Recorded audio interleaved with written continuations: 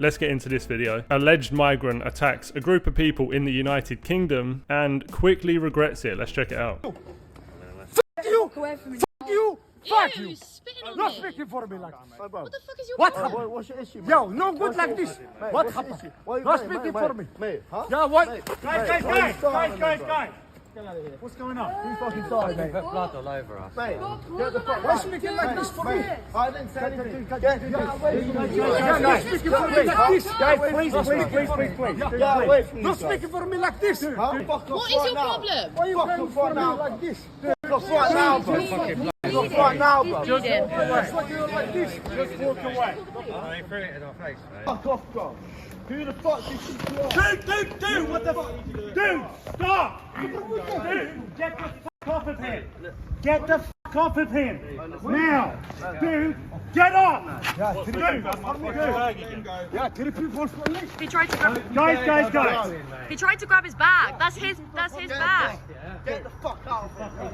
Alright, I've got a bit of context, but before we go into that, I just want to say the guy in the orange shorts, I don't know if he's part of this group or if he's just a passerby, but I don't know why he's getting involved saying, oh, get off of him, when you don't even know what's happening. Alleged migrant attacked me and my colleagues on the way to the new media conference after party. We were waiting outside a pub for our cab. This crazed man then came out of nowhere and started ripping no parking signs off the post, as you do, cutting his finger, hence the blood. He then lunged at myself, at which point NJGTV media stepped in and took him down. Then the police quickly arrived, and this is what happened. It's all on video. Your face is all over this fucking.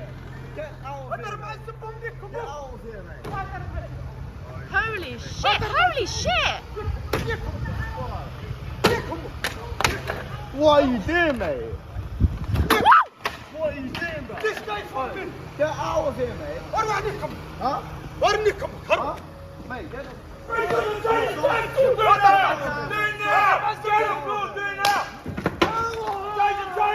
Do it now.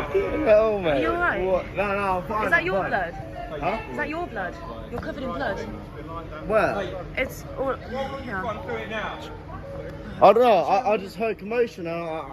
Thank you for coming I out. thought you were trying to silence you guys. He You know was. what I mean? He literally. He Fucking came hell. up out of nowhere, started ripping signs off there. Oh god, I'm shaking.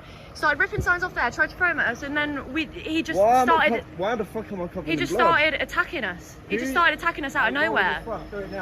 This is not my blood. Whose blood is this? Excuse me, I got everything on video.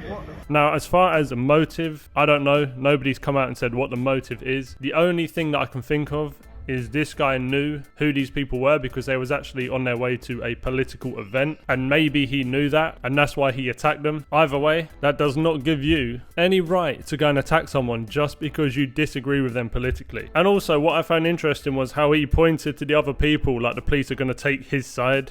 Like they didn't just witness you smash off their wing mirror and try and throw it at someone. Now, this guy will probably be allowed to stay in the UK, but I think everybody agrees that if you are not from a country and you're welcomed into that country and then you go around attacking people, especially females, you shouldn't be allowed to stay. Like, that's ridiculous. But I don't know what they're going to do with this guy. They probably have to wait for him to wake up first. Rumour is that he's still lying in that same spot. Anyway, moving on. Again in Spain, a man with a baby was callously threatened by a knife-wielding gang for simply walking down the street.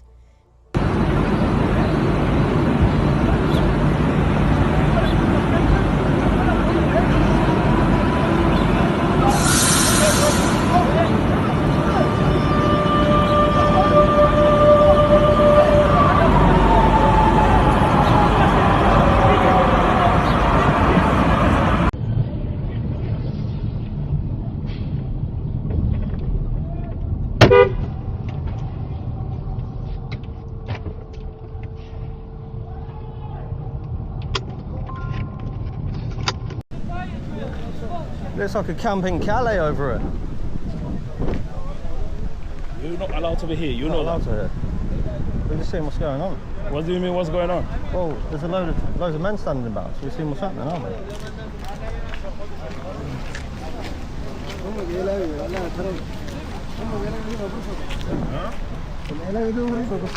Can you believe this? What perfect timing. Couldn't get any better. Look, here's a staff here. So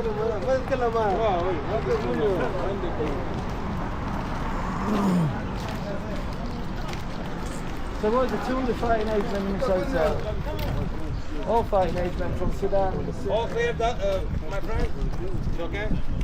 All clear, no fire, just a drill. I'm going to explain to anybody not in the United Kingdom exactly what's going on. So this is from like a hotel which they use to house individuals who claim asylum. A lot of these people actually travel through multiple safe European countries. So in theory, they're actually supposed to like claim asylum at the first point of entry under the Dublin regulation. Yeah, but this is like basically never enforced. So they get into the UK, and then they're provided with temporary accommodation, often in like nice hotels paid for by the taxpayers, and they get like a small weekly allowance. They get free food, and on top of that, they're getting free NHS healthcare and free dental, which is why a lot of people are annoyed. Now, here's a debate with this delusional woman, probably seen her before, talking about how, or she thinks that they're not really draining the system. Work visa, without a work visa, if he's come over illegally, he won't get any benefits. I'm not talking about illegals. I'm talking about legals. Right? Okay, but then they've got a work visa. No, but that's not the case, and we know this because 47% of London's social housing is going to immigrants. Right. Let's talk about it all. No. I really want to hammer on this point. Right. Okay. So this is a categoric injustice to the tax-paying people of Britain. You are one of these people. Yeah, we do. We were born and raised in Britain, yeah. And some foreigner is taking your money to slack around in a house all day. Who said they're slacking around in a house? Where's your proof on that? Where's your evidence on that? Because they need social housing, right? If you're working hard, you don't need a social house. But then you say that to the people who are born in this country as well, because yeah, they're I do also say sat in that. social housing. Say that. But then there's a difference here. What's the difference? Colour of skin? They're British. The hue of your... They're British. It's not about hue. It's about lineage. Right? They don't come from somewhere else. But okay, Carl. Comes from someone else. He has a country, a family, a history, a lineage in a different country. And now he's arrived on our shores, and the British government... help the economy. When they're working and they're working, they're but he's not helping the economy if he's being given a social house. Okay. That is a drain on the economy. That's also a myth. It's not a myth. The drain on this economy is also people born. You're saying, okay. I'm not saying okay, this is what you're saying. Aren't a drain as well. Okay, this is what you're saying. Okay, I understand what you're saying now. Right. Okay, I get what you're saying. Correct me if I'm wrong. You're saying that actually there are people born in this country that also are a drain and a burden to our system, to our infrastructure, to et cetera, et cetera. But actually they're allowed because they're English. We can't get rid of them. Right. They're allowed because they're white. No. They're allowed because the government's soft. Right. But but the Ahmed from wherever isn't allowed because he's a foreigner. Now, let's take that argument back to the 1960s, 50s when my dad came over. Mm-hmm. They said the same then. And my dad paid his taxes. Yeah, my but dad we didn't have a benefit system then like we do now. They did. They used to say the exact same thing back then. The benefit system is wildly inflated since the 50s. Possibly, but then back then they used to say they're also a burden on our system. I don't know why it's so hard for like these lefties to try and say, you know what, the benefit system is getting completely used and abused. Let's do something about it. Instead, they have to defend it to the very end. Like, you've got people crossing over, like I said, multiple different European countries. They find multiple countries that are safe. They choose not to go there because they know England is going to give them more money. It's as simple as that, right? And then they get into England, and then obviously when they're refugees, they can't claim nothing. But when they get their citizenship, then they're going to be relying on the government. So it's common sense to say, you know what, I don't want too many people coming in here with like no skills to offer the country, because then they're just naturally going to rely on the government. That's common sense. And then you've got actual members of parliament saying things like this. And let me just ask you about the Afghan story, because obviously, it's a massive problem for the Tory government of the last few years, with Rishi Sunak in charge of it. Also a massive problem for Labour as well. But in terms of the people who have come in, and it looks like there might be about 36 or 40,000 by the end of it, are we supposed to support them for the rest of their lives? Is that supposed to be them coming in here to get a free house and free benefits and all the rest of it? Because if we're giving them a free house when they get here, what incentive is there for them to pay for anything? Well, again, under the current system and what they would qualify for, the answer is basically yes. I mean, I'm sure a lot of them will choose to work, but we are making it a choice. Yeah, but if they choose to work, what's the point of them choosing to work to try and buy a house if they've already got a free one? Yeah, or a car, or whatever it might be. Yeah. I mean, particularly for social housing, especially if there are children in your household, Yeah. then And most of the them way have kids, that as far as I know. yeah, and the way that the housing list works, you will go straight to the top of the housing list. So it's inevitable that there will be a lot of British people who are waiting on that social housing list who will go down many, many, many places.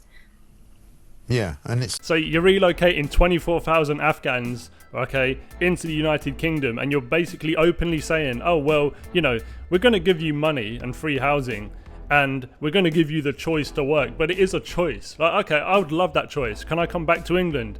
You know what I'm saying? I'll leave America, come back to England if you just give me free money and tell me I don't have to work.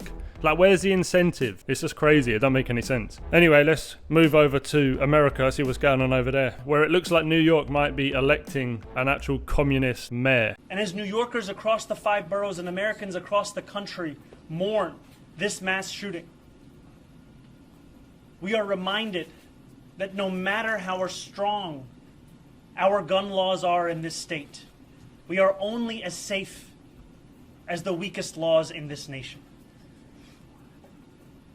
And so in this moment, the onus is on all of us to follow the words of Alain's brother and to put forward a vision of stronger gun laws. And I echo the call from Governor Hochul for a nationwide ban on assault rifles. Now, you know what really doesn't sit right with me? People coming into America and then trying to tell Americans that, oh, yeah, you should ban assault rifles, you should have stricter gun laws. Like, this guy wasn't even born in America. He became a citizen like 7 years ago, and now he's running for mayor of New York, the financial capital of the world, a place that was basically built on capitalism, yeah? And this guy's a straight-up communist. It's so funny to me that he actually looks like he's gonna win. This is what he said back in the day. He was like, oh, we want to defund the police. Like, he's just one of them type of guys. You want to take everyone's guns away, don't you? Defund the police. But then these people want to walk around and have armed protection themselves. Anyway, he said things like he wants government-funded grocery stores. I mean, come on. There's so many things wrong with that. I'm not going to go into it, but I'm pretty sure all of you guys know that that's going to be a complete failure. And on top of that, these people want to like get rid of ICE and things like that. They're completely against having borders. It just everything they say just doesn't make any sense. And they've actually convinced people, oh yeah, you should support us. And they're saying crazy things like this. I can speak to this personally. I have a good friend of mine that is an ICE agent. And not only has his home been attacked, they had to move out of the home, and his children were doxxed on the internet by groups that took pictures and then found where he lived and then put his 4, 7, and 11-year-old children's faces and connected to the wife's social media, including the grandparents, and said, this is public enemy number one. Okay. So I don't agree with that, but how would you feel if I don't agree with any doxing of children? Let's just say that. But you just said it wasn't happening. But how about the agents? So, I mean, let's. I have no reason to doubt Ben and other people have said it. Let's say that's true. Wouldn't that justify their wearing masks? Yes. No, I think that's a convenient excuse, to be quite honest. Well, no, they weren't doing it before they were being doxxed.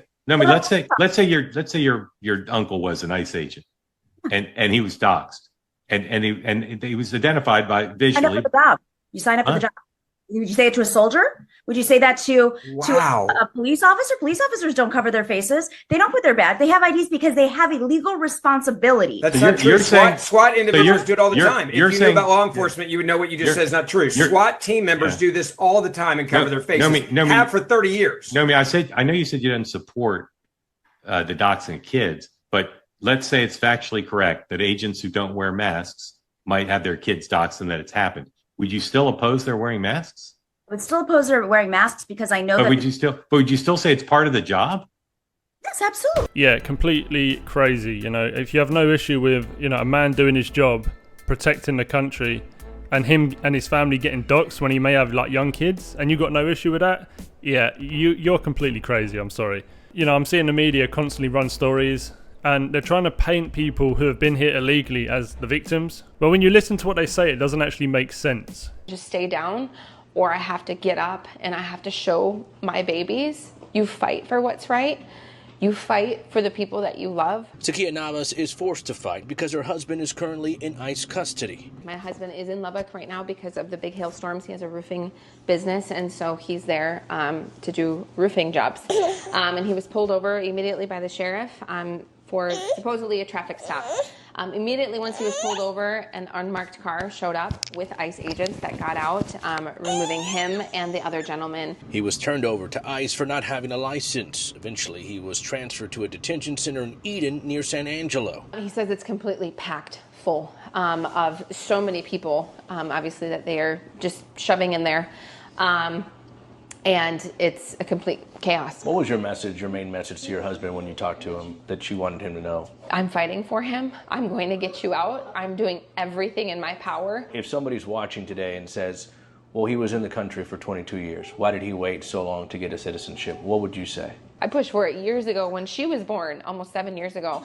And he's like, but I don't want it to look like that's why I'm married to you. And, you know, maybe even a part of his pride, too, was what stood in the way. But never because he didn't want it to look like, you know, he's using his country for that. Yeah, that thing she said at the end made no sense whatsoever. If you're a man and you've got a wife and 2 young daughters, you are responsible for doing what's right. Yeah, if you're in a country for 22 years, like she said, and you haven't taken any steps to try and get your papers and become a legal citizen, I'm sorry, that's on you. It really is. Like, I don't understand why we're giving people passes and you're talking about, oh yeah, I'm not going to get citizenship because of pride. I'm really not buying that at all.